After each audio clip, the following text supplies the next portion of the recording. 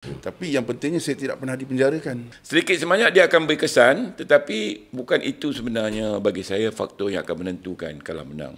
Kita mencuba tak salah, betul? Betul. Tetapi kalau track record dia tidak bagus, dia akan jadi senjata makan tuan.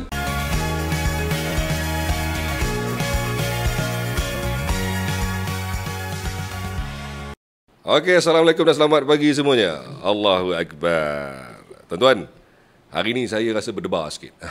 Sebab bukan sekadar berdebar kerana berdepan dengan orang hebat, tapi sebenarnya berdebar kerana inilah pertama kalinya dalam podcast Bicara PRN kita berdepan dengan satu kerusi yang saya kira angkanya agak menarik untuk kita kongsikan, yang mana angkanya dilihat seperti memberi cabaran besar kepada calon PN Perkhidmatan Nasional di sini.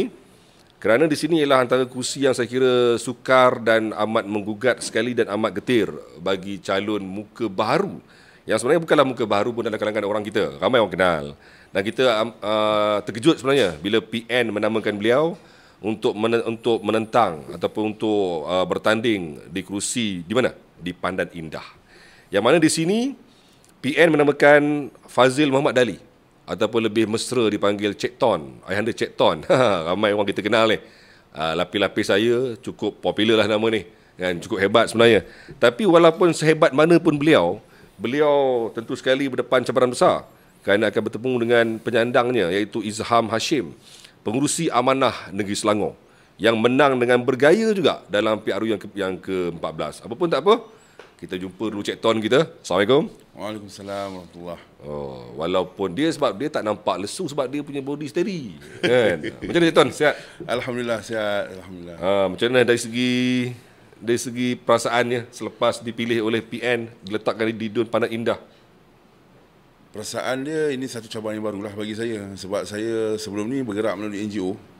Kan, so bila berubah kepada dunia politik ni, dia jadi macam nervous satu. Lepas tu kita nak dekat dengan orang ramai lagi, kan, untuk meletakkan ego yang tinggi itu turun ke bawah tu. Kita kena sentiasa senyum, sentiasa tanya khabar untuk mencuri hati. Betul tak? Itu salah satu dia lah. Yalah. Cik Ton, kita punya podcast ni kita kena utamakan audio. Jadi kena rapat sikit dan kena bagi kuat sikit. Kan? Rapat sikit. Okey, tak apa. Saya agak pelik bila Cik Ton nervous. Cik Ton ni mana jenis nervous? Kan? Jenis yang kata apa, hati keras punya ni. Tiba-tiba nervous. Bermaksudnya politik ni bidang baru. Politik ni bidang baru, betul. Bila kita bergerak melalui NGO, kita tak ada rasa suasana yang tegang. Bila kita ubah kepada suasana baru, politik ni dia bertegang daripada segi fighter dia, daripada segi orang ramai. Yang paling tegang netizen lah. Baru dia tahu. Bila sebut pasal politik ni, orang silat ke, orang apa ke, dia jadi gemuruh lah kan. Cuma Alhamdulillah lah, sebelum saya masuk dalam dunia politik, saya dah mohon kad dulu. Mohon kad apa? Kad OKU, Pekat dan Bisu. kena pekakkan dan bisukan dia. Abaikan dia. Kena lawan, kena lantak pi lah. Okey. Orang nak kata biarlah. Okey, itu kata Cik Ton kita. Tapi sebenarnya saya sama konsep dia. Kita berlaku adil kepada dua-dua side, dan kita akhirnya berjaya juga mendapatkan YB kita, bekas YB lah sebenarnya, tapi masih lagi relevan dipanggil sebagai YB. Kerana penyandang di sini di Dun Pandan Indah ni iaitu Izham Hashim, Tuan Izham kita, dan pengurusi amanah Selangor, yang kali ini membuat kemunculan semula selepas menang bergaya dalam PRU yang ke-14 dengan majoriti yang sangat-sangat besar sebenarnya. Untuk sebuah Dun, majoriti 16,000 itu besar. Sangat besar. Sekarang ada Dun yang menang 1,000 lebih, ada yang menang ratus-ratus, menang puluh-puluh pun ada. Ini 16,000 lebih ni. Dan jika kita lihat kepada keputusan PRU 15 juga, yang mana Parlimen Pandan, Rafizi Ramli juga menang dengan selesa. Seumpama macam satu signal pula yang PH sukar digugat dalam kawasan Pandan ni. Tapi tak apa, sebab ini pilihan raya. Segala-galanya boleh berlaku. Malah gelombang hijau yang berlaku dalam PRU 15 pun tak dapat diduga sebelum ini. Jadi tak apa, kita dengar sendirilah apa yang kata YB kita ataupun penyandangnya. 5 soalan yang sama yang kita bagi pada Cik Ton tetap sama dengan penyandang iaitu YB Izham Hashim. Assalamualaikum. Ya, Waalaikumsalam warahmatullahi wabarakatuh. Oh, suara sedap. Suara orang lama. Ada bass Ada suara orang lama. Dia ada ujung tu kan. Ya. Sihat. So Azrul okey semua. Saya macam ni lah, penat sikit lah YB. Dia YB main area Pandan Indah. Ya. Kami main 6 negeri. Okey, cantik. Lagi penat. Lagi penat kan. Ya. Macam mana apa nama dengan tempoh kempen dalam masuk dah minggu kedua ni? Alhamdulillah semua berjalan dengan baik. Memang letih lah. Tu nak malam-malam nak kena, pagi-pagi nak kena tekan banyak sikit madu lah. Lo umur apa? Saya 61. 61. Okey lah, consider kalau kerajaan tu baru 2 tahun 3 tahun pension. Ya, baru lagi lah. Alhamdulillah saya sihat. Tak ada lah sakit-sakit apa. Cuma faktor usia tu ada sikit lah. Tapi overall tu nampak kesihatan Alhamdulillah. Ya. Baik. Mas 60 ni kalau ikutnya dalam karier politik 60 tengah naik ni. Normally Malaysia ni kan 60 tu ke dalam satu dia tengok juga track record macam mana kalau 60 kita ke ujung dah. Ya, setuju. Baik, tuan-tuan. Dun Pandan Indah, saya tadi dah pun sebut bahawa memang cabaran getir kepada Cik Ton kita ni sebab Izham Hashim dari Amanah menang dengan majoriti 16,386 dalam PRU yang ke-14, menumpaskan calon BN dan juga calon dari PAS.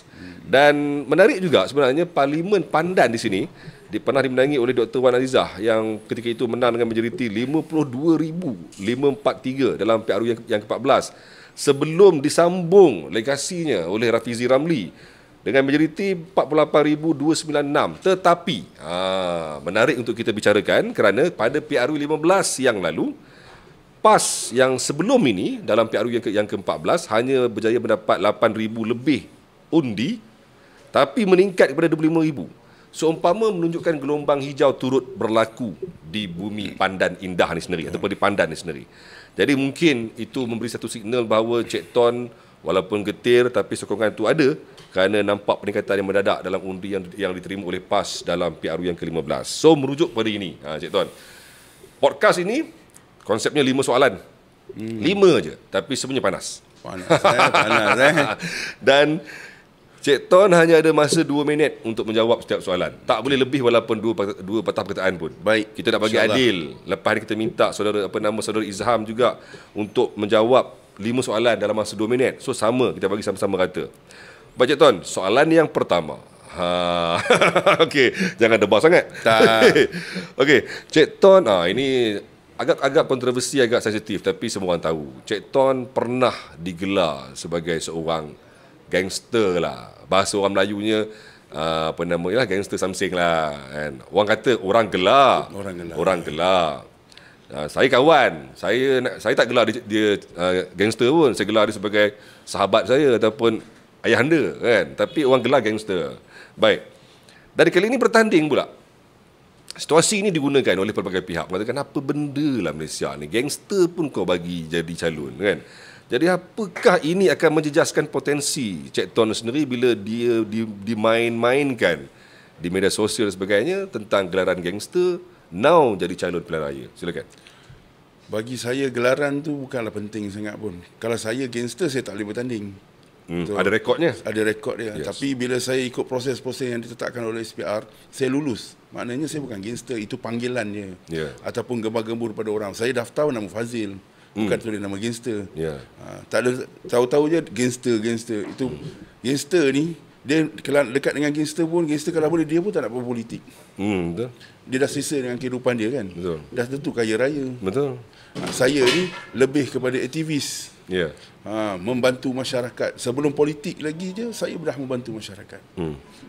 So gelaran tu dia bukan jadi tajuk utama dalam pencalonan saya ni. Tajuk utama saya nak bantu masyarakat. Itu saja. Bila mereka mengaitkan dengan sisi gelap yang dulu, adakah relevan benda tu dipakai sampai sekarang? Tak relevan lah benda tu. Bagi saya tak relevan lah. Untuk apa nak pakai benda tu, benda yang dah pas. Semua manusia akan buat kesilapan. Tapi yang pentingnya saya tidak pernah dipenjarakan. Ya. Tidak pernah dihukum di mahkamah, mahkamah menjatuhkan hukuman ke atas diri saya, tak pernah. Dan saya tak pernah melakukan kesalahan apa-apa bagi saya lah. Dan saya tak pernah buat apa-apa pun kesalahan di bumi Malaysia ni. Tak ada rekodnya? Saya tak ada rekod jenayah. Yes. Jadi tak wajar lah ia tak wajar lah nak menghukum saya sebagai gangster ni. Kalau saya gangster, dah tentu memiliki kekayaan yang hebat. Betul. Lain macam kan dekat China empire kan. Betul. Dan mempunyai orang kata istana yang baik. Betul. Kan. So saya masuk ni saya lebih pada nak membantu masyarakat lah. Ya. InsyaAllah. Adakah benda ni sebenarnya menjejaskan potensi dia atau memberi kelebihan besar kepada YB kerana mungkin isu ini dimainkan ataupun isu ini dijadikan sebagai isu senjata oleh pihak PH untuk nak dihebahkan ataupun dijadikan sebagai senjata kempen sepanjang tempoh berkempen ni? Silakan. Sebenarnya bagi saya masing-masing datang dengan pelbagai latar belakang. Ini menjadikan dia very colourful, cantik dalam kita sistem demokrasi. Saya awal-awal lagi dah ingatkan pada petugas saya yang menyokong saya, apa yang berlaku di masa lampau, kalau dia dah berubah atau sebagainya manusia ni, kita dalam agama membenarkan perubahan itu dan kita tidak gunakan itu sebagai agenda untuk memburuk-buruk menjatuhkan lawan. Saya tidak suka budaya begitu. Budaya kita mesti sihat. Maknanya kita meraihkan kepelbagaian dan kita nak lihat sebenarnya apa yang dia sebagai person apa dia nak buat untuk DUN masing-masing. Ini lebih penting dan lebih baik supaya kita bagi peluang dan ruang seluas-luasnya biar rakyat menilai apa yang sebenarnya yang mampu dilaksanakan oleh setiap calon. Itu lebih baik. Dari segi peluangnya bagaimana kalau melihat kepada isu itu? Macam tu yang sebut, saya kata ada peluang untuk menang ataupun di mana-mana DUN ini, kawasan ini, dia bukan sahaja bergantung satu faktor. Faktor dalam masa lampau dia ataupun kejayaan dia di masa lampau ataupun dia punya kelulusan akademik dia atau pengalaman. Itu hanya sebahagian daripada perkara-perkara yang boleh membantu kisah dia silam lah kot.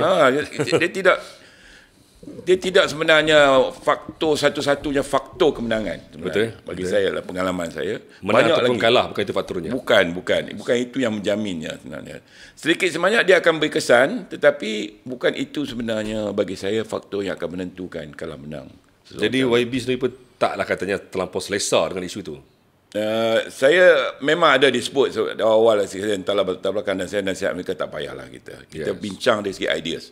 Betul. Idea, fahaman apa yang nak dibangunkan di pandang ni, apa nak dilaksanakan, itu jauh lebih baik daripada kita bincang benda lepas. Benda lepas bukan boleh ubah. Betul. Benda dah berlaku di sejarah. Betul. Kita jadi panduan tapi tidak boleh benda tu kita gunakan untuk menjatuhkan lawan atau digunakan untuk menikam musuh politik kita.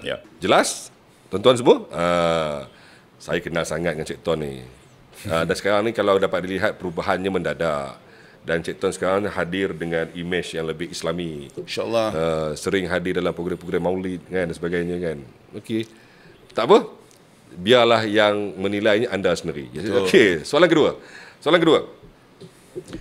Tadi dah pun anda jelas bahawa penyandangnya ialah saudara Izham menang bergaya. Gaya sangat menang dia. Jadi Cik Ton muka baru ni. Muka baru dan dahlah baru dalam politik. Baru juga ada yang kata Cik Ton pun bukanlah orang yang begitu popular di Pandan Indah ni sendiri. Jadi banyak faktor-faktor yang dikaitkan sebagai terlampau baharu sangat di sini.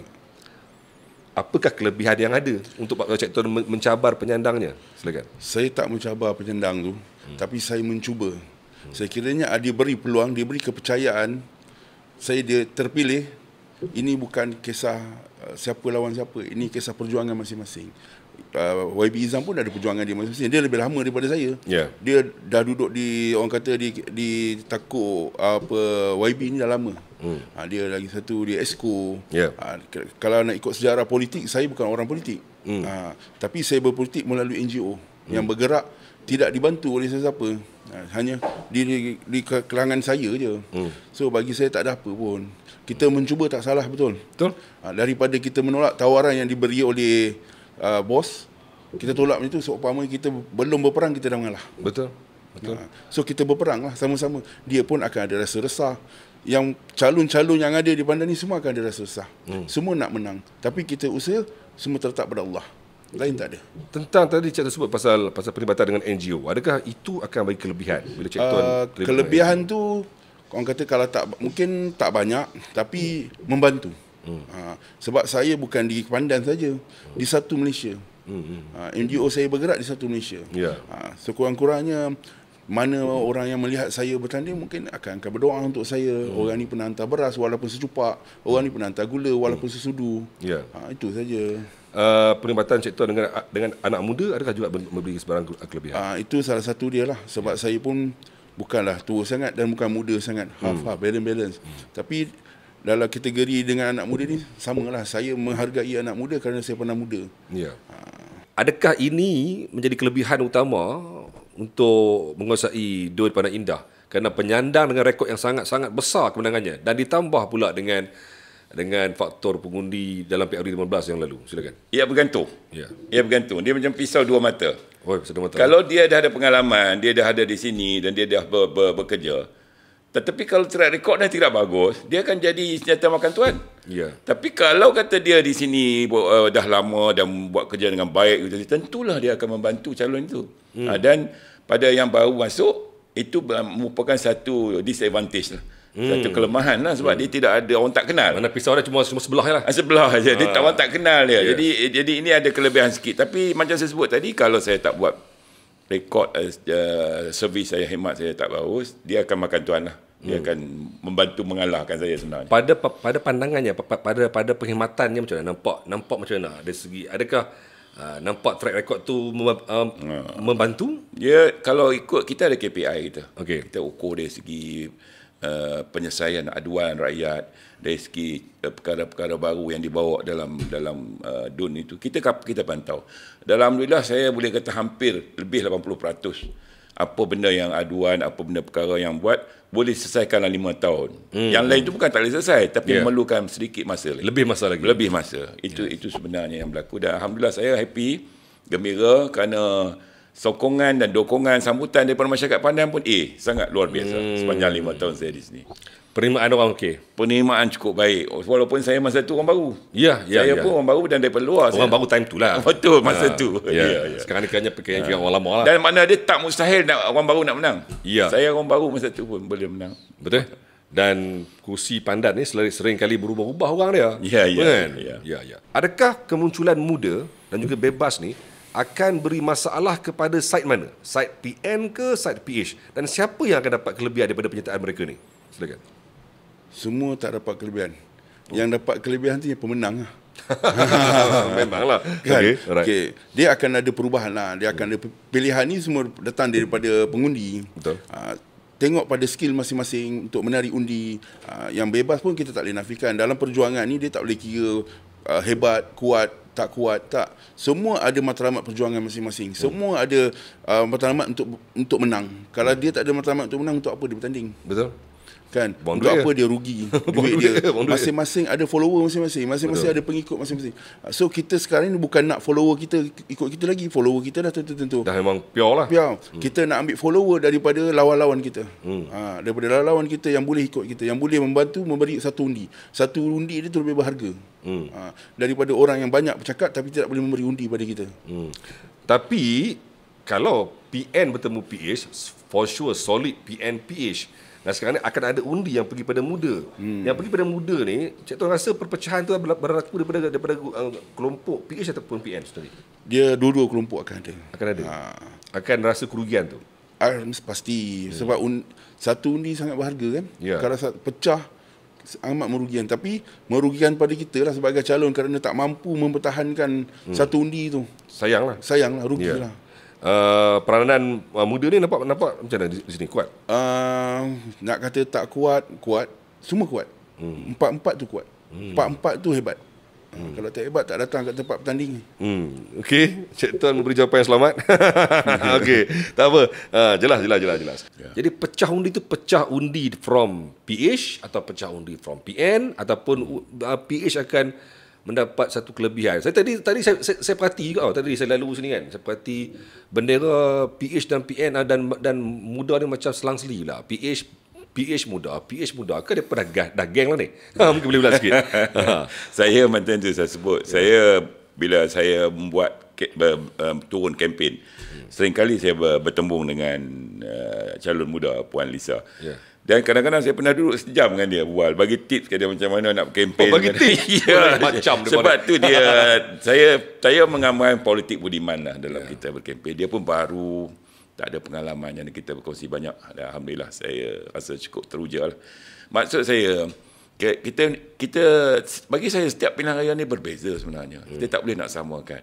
Dulu kita sama 3 parti yang besar tu. PAS masa tu BN sama BN. BN ni parti lama besar dan juga Pakatan Harapan. Sekarang ni BN bersama dengan Pakatan Harapan.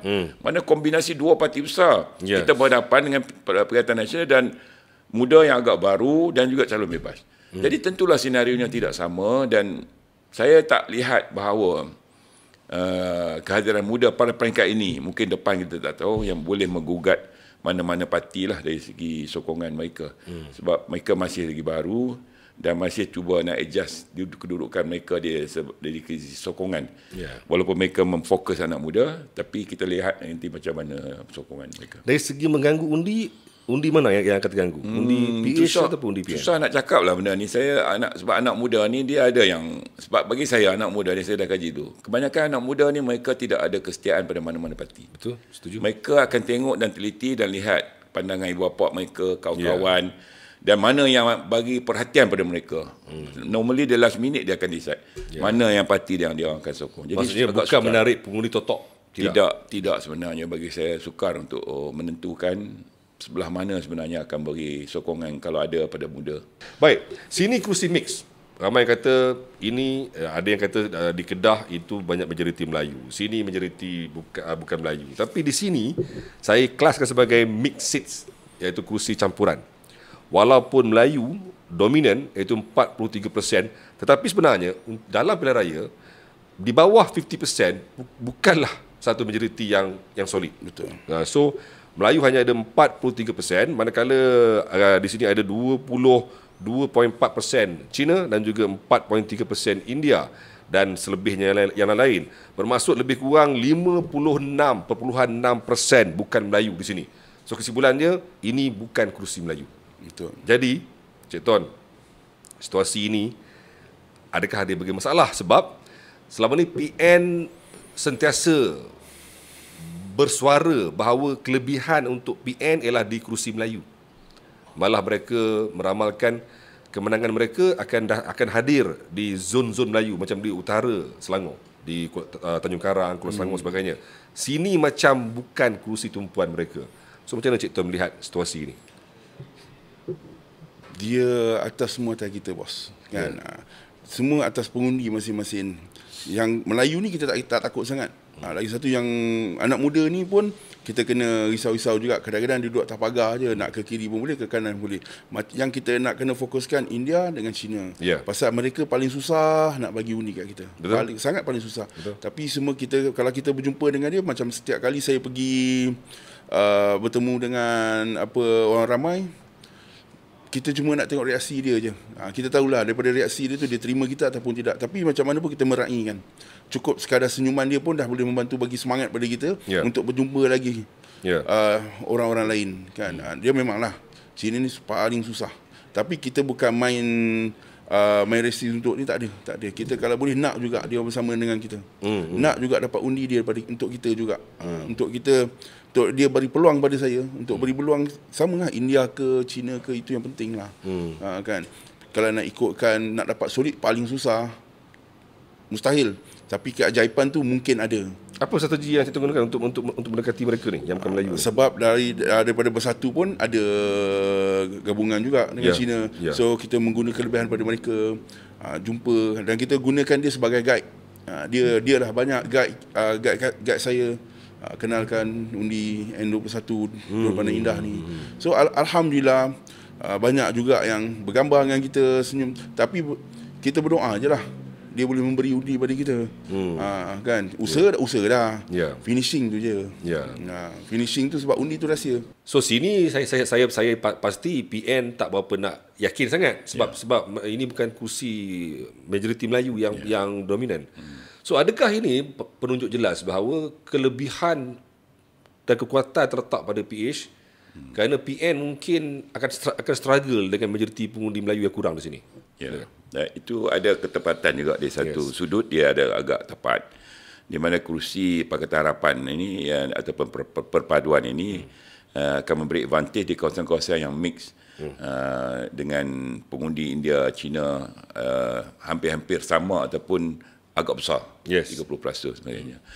Tapi dalam masa yang sama, macam saya sebut tadi, itu adalah ukuran dahulu. Kali ini dengan kehadiran Barisan Nasional bersama dengan Pakatan Harapan, itu formula itu mungkin akan tergugat. Kerana maksud tergugat tu adakah kerana dia akan memberi kelebihan semula kepada PH dan gandingan dengan Barisan Nasional di kawasan-kawasan yang majoriti besar Melayu. bukan sinilah, maksudnya overall. Yang ni bagi saya lah, kita tak boleh lah nak claim kita dah menang. Itu satu perbuatan yang agak Tapi lebih selesa lah kot. selesa sikit, sebab saya memang mendapat sokongan yang kuat, termasuk saudara refugee itu pun daripada kaum Cina dan India di sini. Jadi cuma kebimbangan kita adalah dari segi keluar mengundi, jumlah keluar mengundi. Itu mungkin dirisaukan, betul. Ya.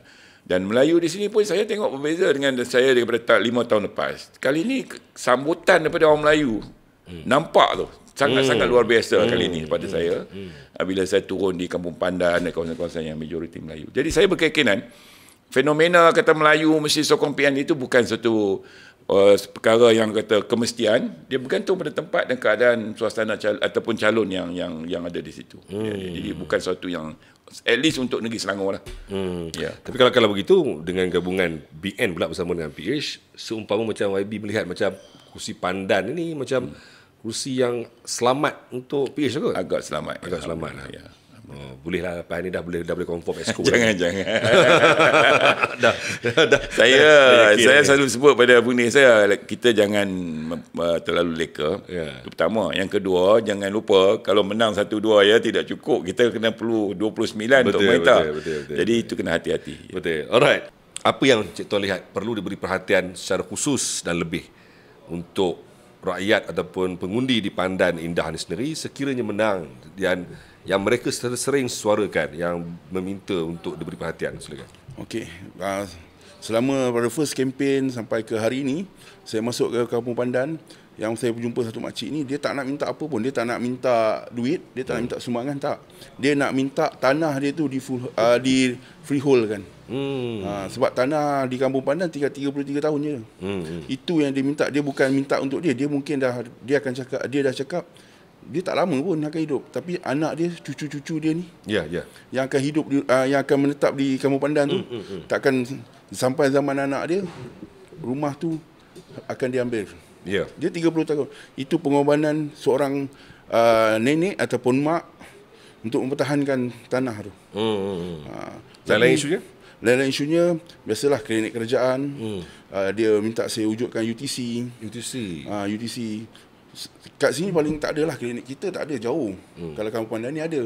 Tapi kalau yang belah-belah belakang-belakang ni, dia kan hujung. Itu jauh, paling susah. Ada pun ada tapi jauh. Bila saya duduk dengan penduduk, banyak lah. Lagi satu jalan, dia kerosakan jalan ni banyak lah. Macam banjir tu memang ada. Apabila mulalah start operasi untuk korek-korek ni akan ada banjir.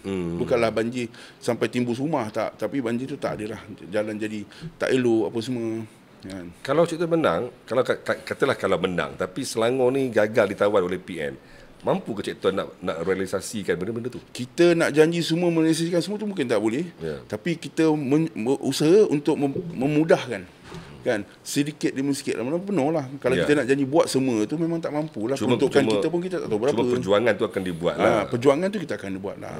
Cuma untuk laksanakannya banyak faktor. Banyak faktor. Kita pun bukannya orang atas. Saya bukan Perdana Menteri yang boleh mengeluarkan kalam. Satu Anytime, kalam siap. Saya pagi ni hari kan. Hari ni saya siapkan, insyaAllah. Kalau kita lihat dari segi keseluruhan, boleh kata ada 3 perkara besar lah. Pertama berkait dengan kehidupan, kesejahteraan rakyat di kawasan Pandan Indah ini. Yang kedua dari segi prasarana lah.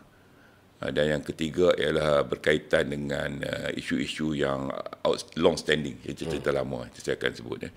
Yang pertama tu, kesejahteraan mana di sini, kawasan ini kita bersebelahan Kuala Lumpur. Jadi ramai yang tinggal di sini, kebanyakan dari luar, dia tinggal di sini kerana mereka bekerja di Kuala Lumpur. Kos hidup di sini jauh lebih rendah. Dan di sinilah banyak konsentrasi pangsa puri atau rumah pangsa yang kos rendah. Yang 5 tingkat yang tak ada lift. Jadi itu sedikit sebanyak menggambarkan kemiskinan bandar di Pantai Indah ni dan juga di Ampang. Itu yang saya fikirkan, anak-anak mereka ini yang telah besar sebagainya, bagaimana mereka ini dapat kita naikkan sikit taraf kehidupan mereka melalui program-program yang sesuai di bawah kerajaan negeri yang kita lancarkan bawah ni, bagi training yang sesuai atau pendidikan yang sesuai, supaya anak-anak mereka ini dapat membantu keluarga mereka meningkatkan taraf. Itu yang pertama, kesejahteraan hidup. Yang keduanya ialah prasarana. Prasarana ni di sini memang bandar kan, ataupun luar di outskirt bandar saja. Just next to Kuala Lumpur. Jadi kesesakan dari segi jalan dan sebagainya. Banjir is not an issue lah, ialah bukan isu. Memang ada sikit banjir kilat, itu pun yang saya sebut selesaikan. Ada 3 tempat di Taman Kencana tu yang 20 tahun lebih tu tak diselesaikan, alhamdulillah saya berjaya. Sehingga hari ini tak ada isu di Pantai Indah dan juga di Putra Sulaiman. Ini pun alhamdulillah berjaya diselesaikan. Isu-isu berkenaan dengan jalan lah, itu kita pun ada buat penambahbaikan, turapan dan sebagainya, itu berjalan. Dan lain-lainnya tu kita melihat dari segi kewajaran untuk menambah, meningkat naik taraf jalan dan sebagainya, dan juga MRT dan sebagainya. Itu akan dalam proses perbincangan dan pelaksanaan. Dan yang ketiga ni long standing. Tak sempat. Tak boleh. Tak apa. Okey, Cik Tan. Alright. Tahniah. Siapa kata ada masalah, tak ada masalah pun okey kan. Walaupun awalnya nampak gemetar, tapi gemetar seorang ayahanda badan-badan sasa macam ni kan. Dia gemetar sikit je, hati sikit je. Dan dia buka mulut habis. Settle masalah. Okey, tuan-tuan semua. Kita bagi masa, tambahan masa 2 minit untuk Cik Ton menyuarakan sesuatu kepada pengundi-pengundi di Pantai Indah untuk hadir mengundi, datang awal, pilih yang terbaik dan laksanakan tugas dengan sebaik-baiknya sebagai pengundi yang matang, jangan berbalah untuk Pantai Indah ni. Silakan Cik Ton, kepada ni. Okey, Assalamualaikum. Alhamdulillah, syukur kepada Allah Subhanahu Wa Taala.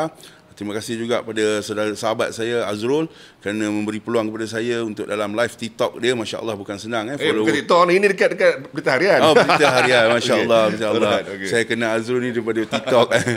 Okey, daripada Berita Harian. So, bagi saya sebagai calon N21 Pantai Indah, Fazil Muhammad Dali atau dalam kurungan Cik Ton, saya merayu kepada semua penduduk Pantai Indah untuk memberi saya peluang ataupun cuba saya untuk menjadi seorang calon lah kan, seorang calon sebagai pemimpin di Pantai Indah, untuk saya berusaha membantu apa sahaja keperluan yang boleh saya bantu dan beri saya satu kekuatan lah, insyaAllah. Assalamualaikum warahmatullahi wabarakatuh. Pada semua para penonton, warga Pantai Indah, saya Izham Hashim, calon Pakatan Harapan atau Perpaduan bagi N21 Pantai Indah. Calon yang keempat lah atas kertas undi tu, ingin merayu pada tuan-tuan perempuan supaya keluar beramai-ramai pada 12 hari bulan Ogos yang akan datang, Sabtu, untuk mengundi dan menyokong Pakatan Harapan ataupun harapan bagi kita memastikan kesinambungan program-program yang telah dilancarkan dan akan dilancarkan dan telah dilaksanakan di negeri Selangor ini, dan juga menjamin kestabilan bagi juga kerajaan pusat nanti, insyaAllah ya. Jadi itu seruan saya. Tuan-tuan semua dah mengenali saya 5 tahun dan saya telah buat yang terbaik. Moga usaha kita ini akan diberkati oleh Allah SWT dan kita dapat menjamin kestabilan dan penerusan kemakmuran dan kesejahteraan rakyat Selangor dan negeri Selangor. Terbaik. Okey, alhamdulillah. Selesai juga akhirnya, dan terima kasih Baby kerana bagi ruang dan masa untuk kami bertemu pada hari-hari terakhir menjelang tempoh PRN ataupun hari-hari berbuang undi. Tak ramai pun, kami mungkin dapat jumpa lagi 2-3 orang je. So YB antara yang terpilih dan saya juga ucap terima kasih pada usaha baik daripada Berita Harian. Ya, Berita Harian dan juga Harian Metro. Harian Metro yang telah bersusah payah betul-betul untuk menyampaikan maklumat yang betul kepada pengundi. Biar pengundi yang decide. Yes, betul. Kita bawa yang betul, biar pengundi yang decide. Ini satu. Itu jugalah iltizam ataupun nekat NSTP Group, Benda Prima ni. Kami nak balance. Kami tak nampak belah sana belah sini. Dah. Kita bagi sama rata ni. Dua-dua bagi hampa dengar. Dan hampa pilih sendiri mana terbaik. Itu betul-betul demokrasi. Yes, demokrasi. Dan decide mengikut apa yang kehendak anda semua. Yang penting Jangan hanya sekadar berbicara tapi tak keluar mengundi. Betul. Sia-sia. Jadi apa pun tuan semua, teruskan lagi. Ada lagi dalam 2-3 orang yang dapat kita jumpai lepas ini, insya-Allah, dan kita akan pastikan tuan-tuan mendapat yang terbaik daripada semua platform di bawah kumpulan Media Prima. Jumpa lagi. Assalamualaikum.